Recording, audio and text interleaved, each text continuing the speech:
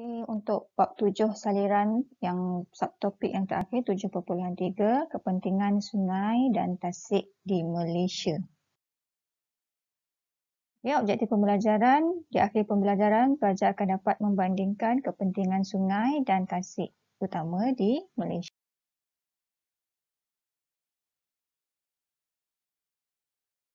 Okay, kepentingan sungai dan tasik di Malaysia adalah yang pertama penjanaan kuasa hidroelektrik, sumber pengairan, kegunaan domestik, sempadan semula jadi, sumber protein, pengangkutan dan perhubungan. Okey, yang pertama kita tengok penjanaan kuasa hidroelektrik.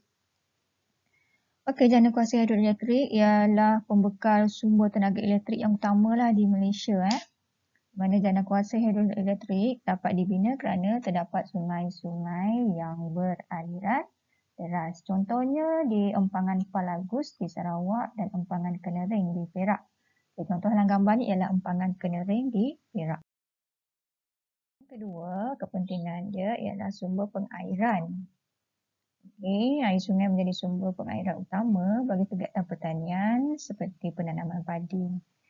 Okay, contoh di Sungai Muda. Padi pengairan ni boleh menyebabkan padi boleh ditanam sekurang-kurangnya 2 kali setahun kerana adanya air sungai ni.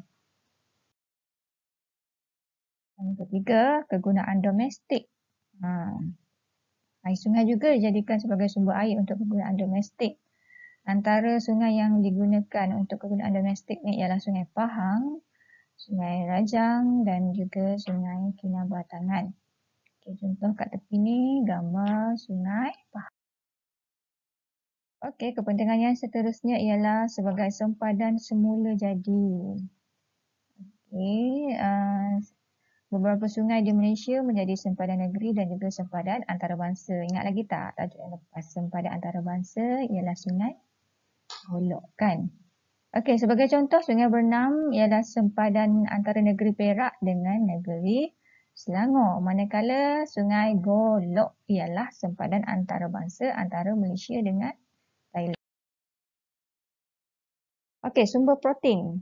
Okay. Sungai juga membekalkan sumber ikan air tawar seperti ikan lampam, tilapia, patin, jelawat dan kelah.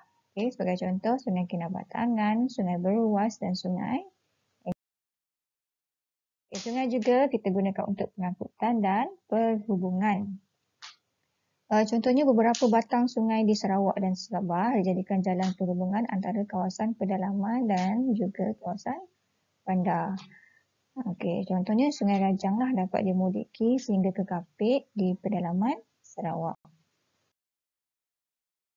Okay, kepentingan yang seterusnya ialah rekreasi dan pelancongan, di mana beberapa batang sungai di Malaysia berarus deras, cetek dan jernih serta sesuai dijadikan kawasan rekreasi. Contohnya di Melaka, terkenal dengan aktiviti River Cruise.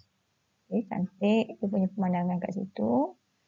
Dan juga di Sungai Sedim, Kedah, Sungai Kiulu, Tamparu di Sabah terkenal dengan aktiviti meredah jeram.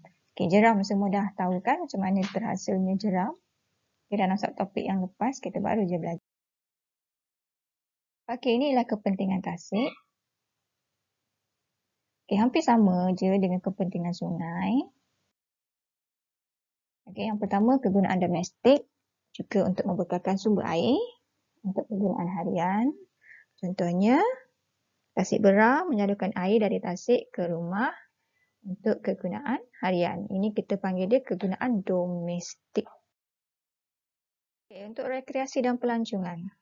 Tasik dijadikan sebagai tempat rekreasi dan pelancongan. Okay, contoh Tasik Chini, Tasik Berah, Tasik Kenyir, Tasik Titiwangsa dan juga Tasik Putrajaya. Okay, penjanaan kuasa hidroelektrik. Tasik dan sungai juga dijadikan tapak untuk menjana kuasa hidroelektrik kerana tasik mempunyai tapungan air yang banyak. Contohnya, Empangan Temenggung, Empangan Murum di Sarawak dan juga Empangan Kenyir di Okey, tasik juga merupakan sumber protein yang membekalkan ikan air tawar kepada penduduk setempat. Okey.